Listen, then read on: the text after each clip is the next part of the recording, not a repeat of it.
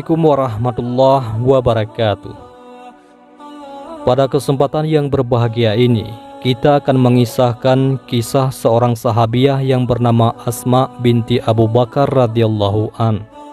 Beliau adalah seorang wanita yang memiliki kepribadian yang cerdas dan tangguh. Namanya yang kita kenali ialah Asma binti Abu Bakar As-Siddiq radhiyallahu an. Ayahnya sahabat karib Rasulullah sallallahu alaihi wasallam. Pengorbanannya untuk agama Islam tiada tolak banding. Adapun ibunya bernama Qutairah binti Abu Uzza dari Banu Amir bin Lu'ay. Asma mempunyai saudara kandung bernama Abdullah bin Abu Bakar radhiyallahu an. Asma radhiyallahu anha telah dilahirkan 27 tahun sebelum hijrah. Allah mengurniakannya umur yang panjang. Beliau wafat pada tahun ke-73 sesudah hijrah. Bermakna usianya genap 1 abad sejak zaman jahiliyah hingga ke zaman pemerintahan Bani Umayyah. Asma binti Abu Bakar radhiyallahu an mendapatkan gelar Zatun Nitaqain, yang artinya wanita yang mempunyai 2 ikat pinggang.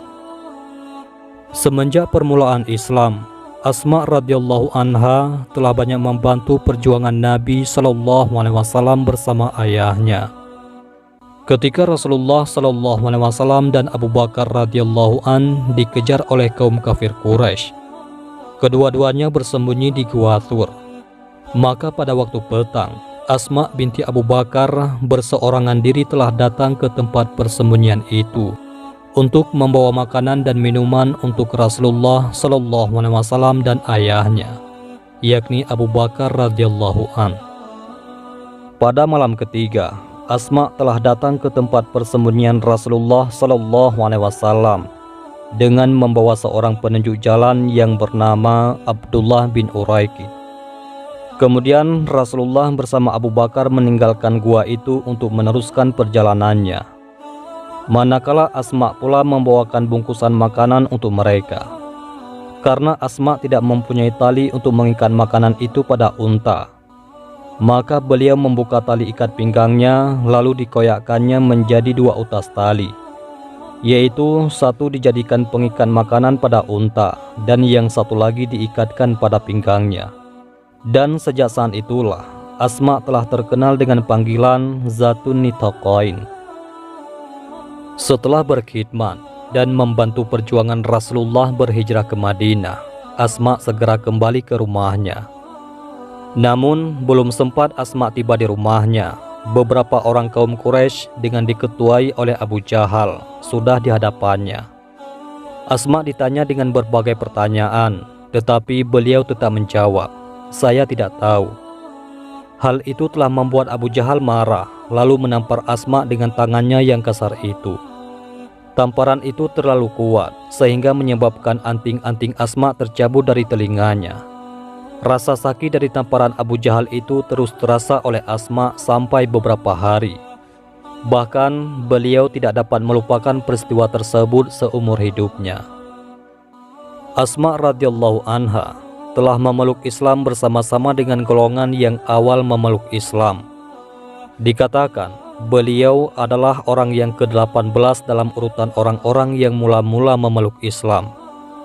Umur Asma 8 tahun lebih tua dari adiknya, yaitu Aisyah radhiyallahu anha, yang merupakan istri kesayangan Rasulullah sallallahu alaihi wasallam. Setelah usianya menginjak dewasa, Asma radhiyallahu anha telah dinikahkan dengan Zubair bin Awam radhiyallahu anhu, yaitu salah seorang di kalangan 10 sahabat yang dijanjikan surga oleh Rasulullah sallallahu alaihi wasallam.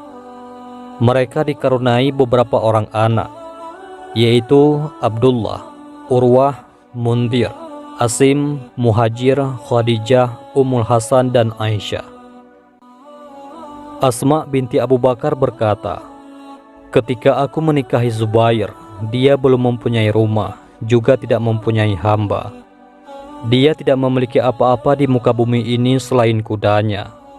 Akulah yang biasanya mengembala kudanya, memberinya makan dan merawatnya. Selain itu, aku juga yang menggiling kurma, mengembala unta, memberinya minum, dan membuat roti. Sebenarnya aku tidak begitu pandai membuat roti. Jadi, jiran tetanggaku di kalangan orang Ansarlah yang biasanya membuatkan roti untukku. Mereka adalah wanita-wanita yang ramah. Asma binti Abu Bakar pernah datang menemui Rasulullah SAW dan berkata, "Ya Nabi Allah, tidak ada apa-apa di rumahku kecuali apa yang dibawakan Zubair untukku. Salahkah bila aku menginfakkan sebagian dari yang dibawakannya itu?" Baginda Rasulullah SAW menjawab, "Infakkanlah sebatas yang kamu sanggup. Jangan mengumpul harta, atau Allah akan menahannya darimu." Kedermawanan Asma radhiyallahu anha tidak diragukan lagi. Prinsip hidupnya adalah menyedekahkan apa yang ada tanpa menyimpannya. Beliau sangat meyakini bahwa dengan memperbanyak sedekah akan menambah rezeki dan menyelesaikan masalah. Asma radhiyallahu anha pun sering menasihati putra-putri dan ahli keluarganya, "Berinfaklah dan bersedekahlah, dan jangan menanti agar hartamu berlebih. Jika engkau mengharapkan hartamu berlebih, engkau tidak akan mendapatkannya. Tetapi jika engkau bersedekah, engkau tidak akan menderita kerugian." Demikian Islam melekat kukuh pada dirinya, sehingga kepada ibu kandungnya pun beliau sangat berhati-hati. Ibu kandungnya belum memeluk Islam. Diriwayatkan bahwa Qutairah binti Abdul Uzza, yaitu istri Abu Bakar yang telah diceraikan pada zaman jahiliyah karena masih kufur, ibunya telah mengunjungi Asma binti Abu Bakar radhiyallahu an dengan membawa kurma, mentega cair, dan daun mimosa. Tetapi Asma radhiyallahu anha telah menolak dan tidak mau menerima pemberiannya itu. Bahkan Asma telah melarang ibunya itu memasuki rumahnya. Kemudian Asma radhiyallahu anha menemui Aisyah radhiyallahu anha. "Tolong tanyakan kepada Rasulullah sallallahu alaihi wasallam." Ummul Mukminin Aisyah radhiyallahu anha menjawab, "Sebaiknya kamu izinkan ibumu masuk dan menerima pemberiannya." Kemudian Allah Subhanahu wa Ta'ala menurunkan wahyunya, "Allah tiada melarang kamu untuk berbuat baik dan berlaku adil terhadap orang-orang yang tiada memerangimu karena agama, dan tidak pula mengusir kamu dari negerimu. Sesungguhnya Allah menyukai orang-orang yang berlaku adil. Sesungguhnya Allah hanya melarang kamu menjadikan sebagai kawanmu orang-orang yang memerangi kamu karena agama dan mengusir kamu dari negerimu. Dan barang siapa menjadikan mereka sebagai kawan, maka mereka itulah orang-orang yang zalim." Quran Surat Al-Mumtamah ayat 8-9.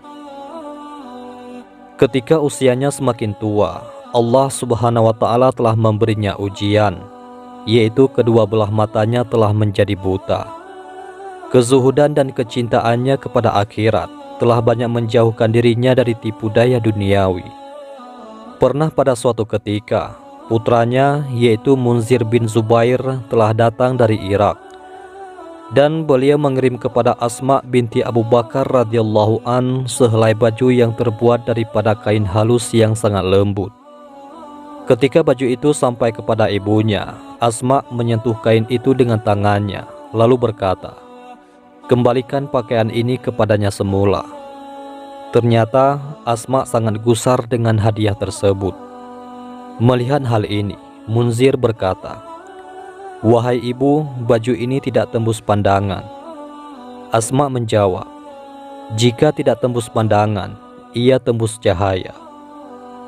Disebabkan keengganan ibunya untuk menerima baju dari kain yang halus, maka Munzir telah memberikan kepada Asma sebuah pakaian biasa, dan Asma pun menerimanya. Asma radhiyallahu anha berkata, "Aku akan memakai pakaian seperti ini, yakni pakaian biasa." Pada suatu ketika, pada zaman pemerintahan Bani Umayyah, ketika Asma telah berusia 100 tahun dan matanya telah menjadi buta, datanglah Abdullah bin Zubair menemui ibunya, yaitu Asma. Abdullah berkata, "Wahai ibuku, orang-orang telah mengecewakanku. Aku tidak mempunyai pengikut, kecuali beberapa orang saja. Menanggapi kesedihan anaknya ini, lalu Asma memberikan nasihat dan dorongan untuk membangkitkan semangat anaknya. Asma berkata, "Wahai anakku, engkau tentu lebih tahu tentang dirimu sendiri. Jika engkau yakin engkau di atas kebenaran dan kepada kebenaran engkau menyeru manusia, maka teruskanlah. Sahabat-sahabatmu juga telah terbunuh di atas jalan kebenaran ini. Jangan engkau jadikan batang lehermu dipermainkan oleh anak-anak Bani Umayyah. Tetapi jika engkau hanya menginginkan dunia semata, maka engkaulah seburuk-buruk hamba. Engkau telah membinasakan dirimu sendiri, dan engkau telah membinasakan orang-orang yang telah terbunuh bersamamu. Dan jika engkau berada di atas kebenaran, lalu sahabat-sahabatmu menghadapi kesulitan, apakah engkau mesti menjadi lemah? Demi Allah, ini bukanlah sikap orang-orang yang merdeka, dan bukan pula sikap ahli agama. Berapa lama engkau akan tinggal di dunia ini? Adapun mati itu adalah lebih baik." Mendengar nasihat dan dorongan dari Asma ini, maka Abdullah bin Zubair merasa tenang dan bersemangat. Lalu ia datang kepada Asma dan mencium kepalanya sambil berkata, "Demi Allah, memang inilah pendapatku, sebagaimana yang ibu ungkapkan. Akan tetapi, aku ingin mendengar pendapatmu terlebih dahulu. Dan kini engkau telah menambahkan kepadaku keteguhan hati di atas keteguhan yang telah ada padaku. Ingatlah wahai ibuku, anggaplah aku ini sudah mati dari hari ini. Dan aku harap engkau tidak terlalu sedih jika mendengar beritaku kelak. Dan serahkanlah masalah ini kepada Allah." Kemudian Abdullah memberikan kata selamat tinggal kepada ibunya. Dalam riwayat lain disebutkan, pernah Abdullah mengadu kepada ibunya tentang kebimbangan hatinya. Jika ia mati, tentu mayatnya akan dipotong-potong oleh Al-Hajjaj. Maka Asma menenteramkan Abdullah dengan berkata, "Apakah mayat yang sudah mati akan masih merasakan tersiksa atau kesakitan jika dianiayai oleh orang yang hidup? Tentu tidak, bukan?" Ketika Abdullah telah terbunuh di tangan Al-Hajjaj, Al-Hajjaj telah meletakkan mayat Abdullah dalam keadaan disalib di atas batu. Dan Al-Hajjaj bersumpah tidak akan menurunkan mayatnya dari atas salib itu, melainkan jika ibunya sendiri datang memohon kepadanya untuk menurunkan mayat itu. Akan tetapi, Asma enggan untuk menurut kemauan Al-Hajjaj, maka mayat itu terus bergantung di atas batu. Dan pada suatu hari Asma melewati tempat itu, lalu beliau berkata, "Apakah masih belum sampai masanya bagi sang pahlawan ini untuk menampakkan kakinya di atas bumi?" Mendengar ucapan tersebut, orang-orang Bani Umayyah telah menganggap bahwa kata-kata Asma itu sebagai permintaan belas kasihan kepada anaknya. Maka mereka pun menurunkannya dari atas salib. Al-Hajjaj pernah datang kepada Asma dan berkata kepadanya, "Apa pendapatmu tentang apa yang telah aku lakukan terhadap anakmu?" Asma menjawab dengan tegas, "Kamu telah membinasakan dunianya ketika dia telah berhasil membinasakan akhiratmu." Sebelum itu, Asma radhiyallahu anha telah berdoa, "Ya Allah, janganlah engkau ambil nyawaku sebelum mataku merasa bahagia dengan mayat anakku." Dan seminggu setelah mayat Abdullah diturunkan dari salib, barulah Asma radhiyallahu anha meninggal dunia. Itulah Asma binti Abu Bakar radhiyallahu an, seorang tokoh sahabiyah yang sangat berani berkata hak di hadapan seorang penguasa walaupun terasa pahit. Asma radhiyallahu anha pernah menemui Hajjaj dalam keadaan buta. Asma bertanya, "Di mana Hajjaj?" Mereka menjawab, "Hajjaj tiada di sini." Asma radhiyallahu anha berkata, "Katakanlah kepadanya bahwa aku mendengar Rasulullah Shallallahu Alaihi Wasallam bersabda, ada dua orang laki-laki dari Thaqif, seorang adalah pendusta dan seorang lagi adalah perosak." Ketika pesan itu disampaikan kepada Al-Hajjaj, Al-Hajjaj pergi mengunjungi Asma binti Abu Bakar dan berkata kepadanya, "Putramu telah menumpang di rumah ini, dan Allah telah membuatnya merasakan siksaan yang sangat pedih." Asma radhiyallahu anha menjawab, "Engkau berdusta. Dia berbakti kepada kedua orang tuanya, berpuasa dan sholat. Tetapi demi Allah, Rasulullah SAW memberitahu kami bahwa seorang pendusta akan muncul dari Thaqif. Yang satu lebih buruk dari yang pertama, yaitu ia seorang perosak." Begitulah keberanian Asma radhiyallahu anha. Asma binti Abu Bakar radhiyallahu an meninggal dunia beberapa malam setelah putranya Abdullah bin Zubair diturunkan dari salib. Abdullah bin Zubair telah terbunuh pada hari Selasa 17 Jumadil Awal tahun 73 Hijriah. Inilah sebuah teladan yang sangat berharga buat kita semua. Asma radhiyallahu anha bukan saja menunjukkan keberaniannya, tetapi kepatuhannya kepada Allah, suami dan ayahnya, juga pengorbanannya yang sangat besar. Sikap dermawan dan kecemerlangan berpikir menjadi cermin kepribadiannya. Bersama suaminya, yakni Zubair bin Awam, terbentuklah keluarga sakinah, mawaddah dan warahmah, bukan karena harta yang melimpah ruah, tetapi limpahan barokah dan rahmat dari Allah Subhanahu wa Ta'ala, karena ahli keluarganya yang menjadikan kecintaan mereka hanya kepada Allah dan Rasul di atas kecintaan-kecintaan lainnya. Dari keluarga ini lahirlah seorang syuhada yang gagah berani, tidak takut terhadap apapun kecuali Allah Subhanahu wa Ta'ala. Semoga kisah Asma binti Abu Bakar ini akan senantiasa mekar di jiwa kita sebagai motivasi diri dalam menyamai kecintaan serta menjalankan kewajiban terhadap Allah Subhanahu wa Ta'ala. Wallahu a'lam bishawab. Mudah-mudahan kisah ini bermanfaat bagi kita semua. Assalamualaikum warahmatullahi wabarakatuh.